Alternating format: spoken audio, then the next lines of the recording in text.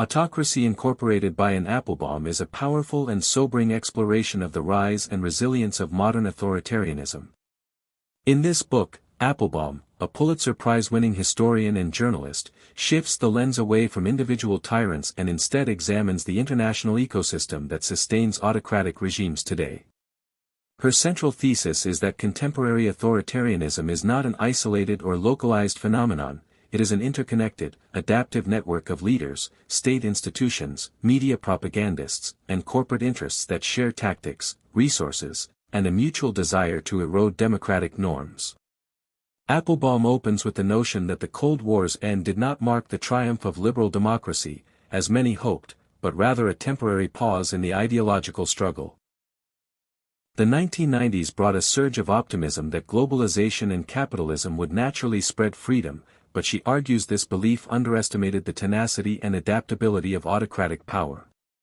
By the 2010s, a new global coalition of authoritarian states had emerged, many of which used democratic institutions as a facade while hollowing them out from within. The book dives into the inner workings of this new form of power. Applebaum doesn't frame today's autocrats as old-school dictators but as savvy operators who understand how to manipulate public opinion, discredit opponents, and maintain the illusion of popular support. She shows how leaders like Vladimir Putin, Viktor Orbán, and Xi Jinping learn from each other, refining techniques like state-sponsored media manipulation, digital surveillance, strategic corruption, and legal harassment of opposition figures. These tactics are no longer the preserve of any one region. They are exported, borrowed, and improved upon across borders. In a chilling insight, Applebaum details how this autocratic alliance is held together not by ideology, but by mutual interest. These regimes do not care whether their peers are capitalist, nationalist, or communist. What matters is the preservation of power and the defeat of liberal democratic influence.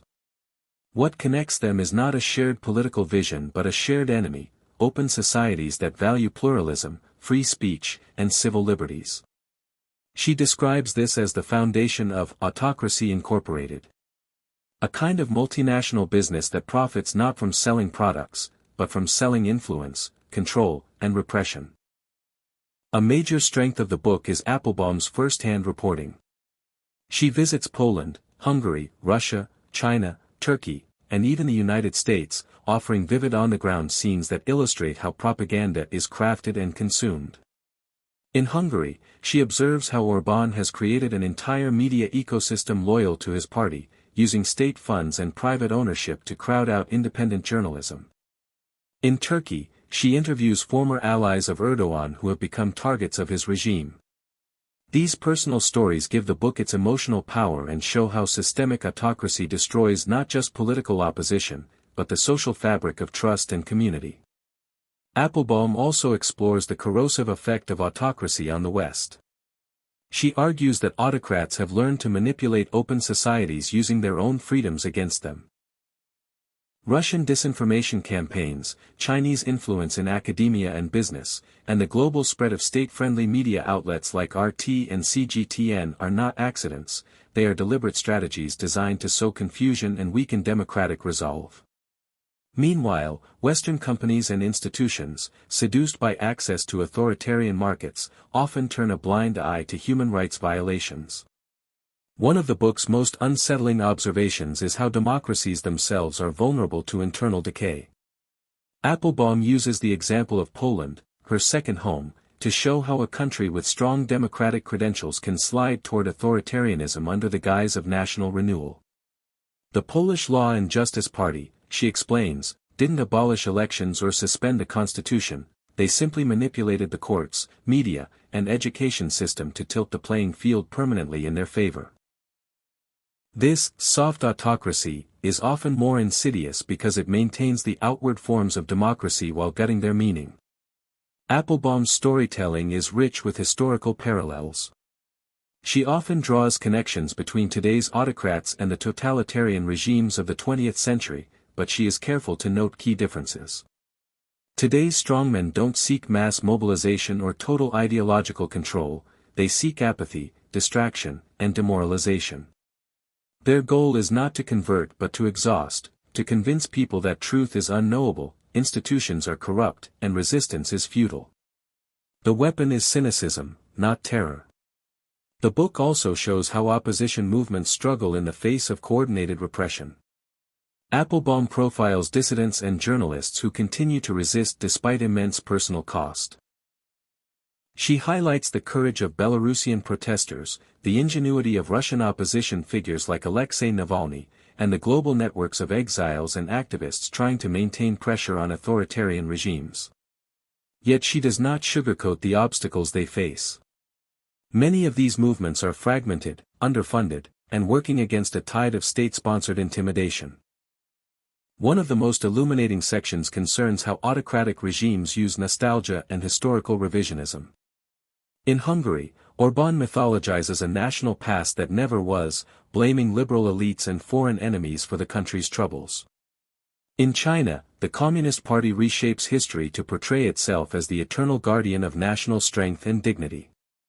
These narratives are not just propaganda, they are emotional frameworks that provide meaning and identity, especially in times of economic or social upheaval.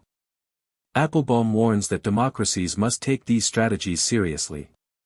She argues that defending democracy is not simply a matter of good governance or fair elections, it requires cultural vigilance, investment in civic institutions, and a willingness to confront uncomfortable truths. Complacency is dangerous, she insists, because authoritarianism rarely arrives with tanks and decrees, it often comes disguised as patriotism, security, or even efficiency. The role of technology in autocratic consolidation is another recurring theme. Applebaum explores how tools like facial recognition, AI-generated propaganda, and algorithmic surveillance are enabling unprecedented levels of control. She points out that these tools are often developed in democratic countries and then exported to regimes that use them for repression. The global tech industry, she argues, bears responsibility for enabling digital authoritarianism and must be held accountable. In the final chapters, Applebaum offers cautious hope. She believes that authoritarianism is not inevitable, and that history shows us many examples of sudden reversals and democratic resurgence. However, she emphasizes that the struggle must be proactive. Democracy, she writes, is not a natural state of affairs, it is a rare and fragile achievement that requires constant maintenance. Rebuilding public trust, supporting independent media, strengthening international alliances, and refusing to normalize autocratic behavior are all part of that work. Throughout the book, Applebaum's voice is urgent but never alarmist. She writes with clarity, conviction, and a sense of moral purpose.